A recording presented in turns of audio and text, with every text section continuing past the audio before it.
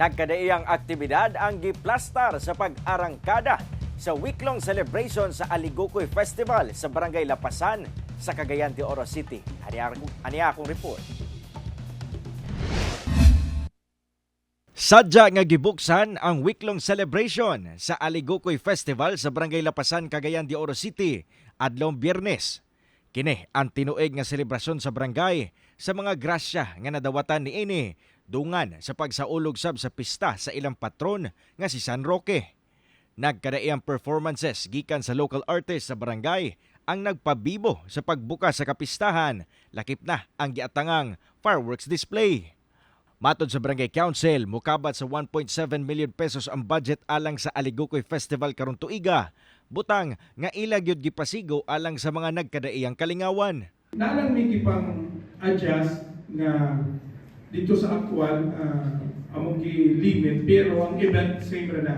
Kaysa last year man ko ang gasto na mo 2 million, 2.6 yata, wala po ang SK, karon 1.7.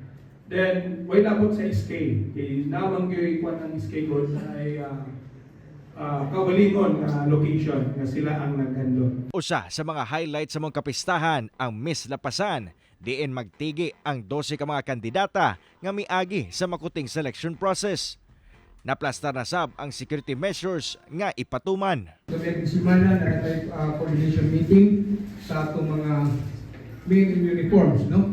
Like sa COCO, PSP, Regional Battalion, SWAT, BP, no? Auxiliar. Nahanay na tanan, no? Nanas sila sa palibot. Gitagaan sab og gibug-aton sa Barangay Council ang pagpanalipod sa kinaiyahan, labi pa nga ginganlan ang ilang kapistahan sa Aligokoy nga usa ka klase sa gagmay nga alimango nga abunda sa baybayon sa ilang barangay. Hinoon, minus na ang ihap niini karon kung itandi sa mga milabayng dekada.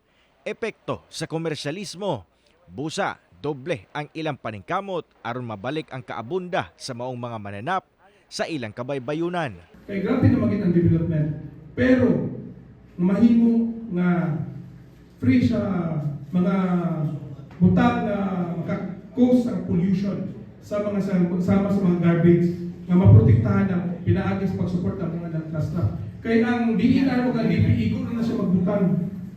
Pero ang mag-sustain at mag-maintain ang barangay Lapasan. Usala sa among effort nga maprotektahan ng mga kadagatan. Cyril Chavez, One Mindanao.